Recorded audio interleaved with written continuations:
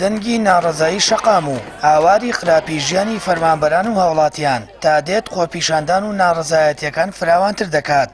هاواری ناخ و دەرونی فەرمانبەران هەر یەکە و بەجۆرێکە و هەمووشیان بێزاری بەرامبەر حکوومەت دەردەبڕن. دوو حکوومەت دوو ئیدارە بەدەست نەخوێندەوارە، خەمساردی وەڵامی بێجێتان سەلمێنەری ناشایستەییتانە، دزی بەسە تێر نەبوون بۆ لێمان بوونە ئامون. حوتەکانی زەمانە هەرێم بوو بە وێرانە، جەنابی دەوڵەمەندار کوا ملیۆنەها دۆلار، حەق تا نەسەندرێ نادرێ. ئەمانە دروشمی ڕۆژانەی فەرمانبەران و هاوڵاتیان و چین و توێژەکانن لە تاو خراپی گوزەران و ژیان و پێدانی موچەکانیان ڕۆژانە بەگوێی حکوومەت و دەسەڵاتیدا دەدەن. تازە بێم دەسەڵاتە بگۆڕێ من لەگەڵەوە مەگەر گوڕەی خۆم بڵێ، بەڵام نەخێر بە هیچ کاتێک بە لە سەڵایەکی موچە ببڕێ من پێی رازی نیم. بە توندی ئیدانەی ئەو بێڕێزی و دەست درێژیانەکەن کە هێزە شکست خواردوەکانی پارتی بێشەرمانایی کەنە سەر فەرمانبەران و هاوڵاتیانی سڤیل. پێمان وایە کە ئەمە هیچ نییە جگە لە ئیفلاس و مایە پوچی مۆڕاڵی سیاسی و بڕێوە بردن.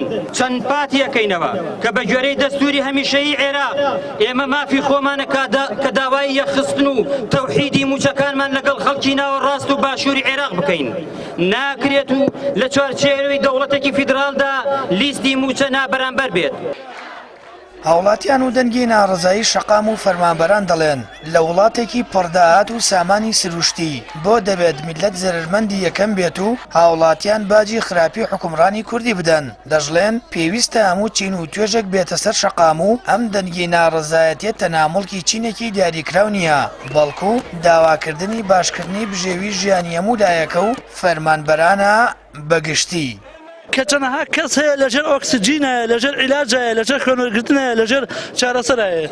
معقولە کەردی تەندروستی ڕاگیراوە تا ئێستا وەزیر نەهاتە سەر قسە، وەزیر نهاتە سەر قسە، هەتاکەی کێیەتە قسە. با بڕۆن باوتان نەماوە تەوا حکوومەت یعنی چی؟ حکوومەت یعنی بەشی میلەت باشکە نەک دزی لە میلەتکە. من بە کاگنێچیر ئەڵێم ئایا دەرگای فڕۆکەخانەکان زەڕور بوو یا دەرگای پەروەردە؟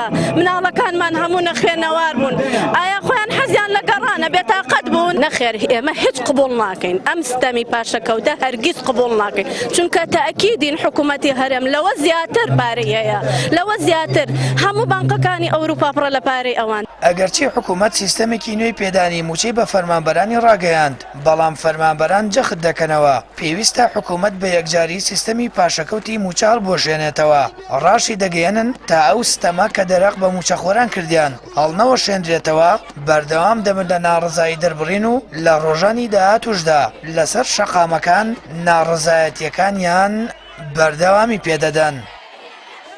سامان فەتاح، کەناڵی ئاسمانی پەیام، هەڵەبجە.